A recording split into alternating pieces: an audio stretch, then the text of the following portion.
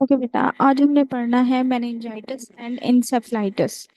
Meningitis जो है, meninges जो वर्ड है वो हम ब्रेन की लेयर्स के लिए यूज करते हैं। क्या तुम लोग देखते हैं, मुझे रिकॉर्डिंग करने दिया है।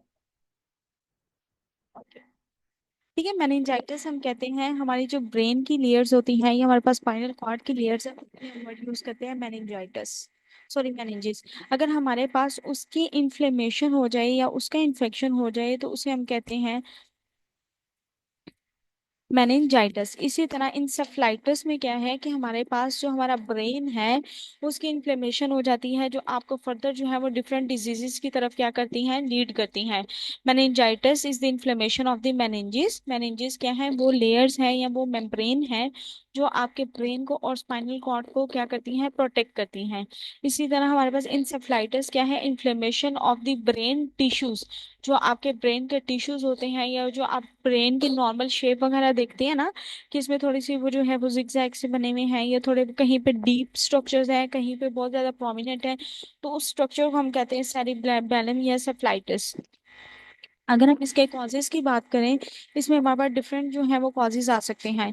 इन्फेक्शियस मेनिंजाइटिस भी है, वायरल मेनिंजाइटिस भी है, बैक्टीरियल मेनिंजाइटिस भी है एंड नॉन इन्फेक्शियस मेनिंजाइटिस भी है।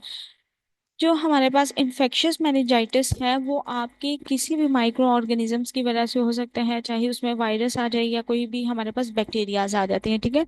वायरल मेनिंजाइटिस क्या है, वो जो जस्ट वायरस की वजह से हो, जिसमें हमारे पास एंटीरियो वायरस आ जाता है।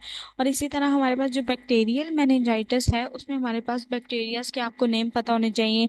नीजेरिया meningitis, Streptococcus pneumonia, Haemophilus influenza.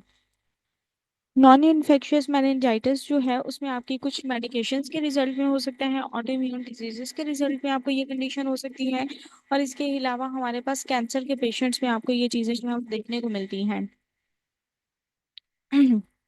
Symptoms इसमें यही है कि बेटा ऑनसेट ऑफ द फीवर हो जाएगा, एकदम से जो है वो आपको बुखार हो जाएगा। कहीं में भी हमारे पास इन्फेक्शन वगैरह हो तो उसमें आपको सबसे पहले सिम्टम ही ये मिलता है कि आपकी बॉडी का टेम्परेचर वगैरह जो है वो इंक्रीज हो जाता है।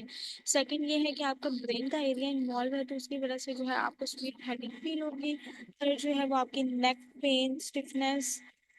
स्टिफनेस होता है अकड़ाव, आपके जो नेक के मसल्स हैं वो क्या हो जाएंगे, स्टिफ हो जाएंगे। इसके अलावा अगर हम सिम्टम्स वगैरह की बात करें तो नाउजिया होगा, पेशेंट को वॉमिटिंग होगी, फोटोफोबिया हम बोलते हैं। फोटो मतलब लाइट, फोबिया का मतलब होता है सेंसिटिविटी या डर, कि आपको लाइट सेंसिटिविटी जो है वो स्टार्ट हो जाती है। और लास्ट में आपके आ जाता है अल्टर्ड मेंटल स्टेट, कि आपकी जो मेंटल हेल्थ है वो इफेक्ट हो जाती है, वो चेंज हो जाती है। अगर हमने इसके लिए डायग्नोसिस करना हो तो हम क्या करवाते हैं, लंबर पंक्चर टेस्ट करवाते हैं, जिसको हम स्पाइनल टैप टेस्ट भी कहते हैं। इसमें आपने जो L2 L3 लेवल होता है आपके वर्टिब्रल कॉलम का, वहां से फ्लूइड जो है वो एक्सट्रैक्ट करते हैं, देखने के लिए कि कितना एक जो है वो इन्फेक्शन जो है बॉडी में स्प्रेड कर गया है। सेकंड ये है कि आप ब्लड टेस्ट वगैरह करवाते हैं, ESR टेस्ट करवाते हैं, जिससे आपको पता लग जाता है आपकी बॉडी में जो है वो कितना एक इन्फेक्शन जो है वो स्प्रेड कर गया हुआ है। थर्ड जो है आप इन्वेस्टिगेशंस करवाते हैं, जिसमें आपका CT स्कैन, MRI और डिफरेंट जो है वो इमेजिंग टेस्ट आ जाते हैं। ट्रीटमेंट में यही है कि आपने जो है, अगर आपको बैक्टीरियल इन्फेक्शन है तो आप एंटीबायोटिक्स देंगे, वायरल इन्फेक्शन है तो आप एंटीवायरल मेडिकेशंस वगैरह देंगे। आप किस तरह जो है वो अपने आप को इससे प्रिवेंट कर सकते हैं, वैक्सीनेशन से आप इसको अपने आप को प्रिवेंट कर सकते हैं जी। ठीक है, इसके अलावा अपने हाइजीन वगैरह का जो है वो ख्याल रखना है, ताकि आपके अंदर जो है वो इन्फेक्शन वगैरह ना स्प्रेड हो। लास्ट इसमें हमारे पास इसके दोबारा इन्होंने कॉजेज वगैरह लिखे हैं। अच्छा, ये दोबारा रिपीट हो रहा है शायद। ओके, ओके ठीक है। ये जो था ये आपका मेनिंजाइटिस का था। अब ये जो आपको कॉजेज बता रहे हैं ये इंसेफ्लाइटिस के हैं। इंसेफ्लाइटिस भी जो है वो हमारे पास वायरस की वजह से भी हो सकता है, बैक्टीरिया की वजह से भी हो सकता है। अब इन्होंने हमारे पास जो वायरस के नेम लिखे हैं वो हर्प्स वायरस है, सेकंड जो है हमारे पास एर्बो वायरस है।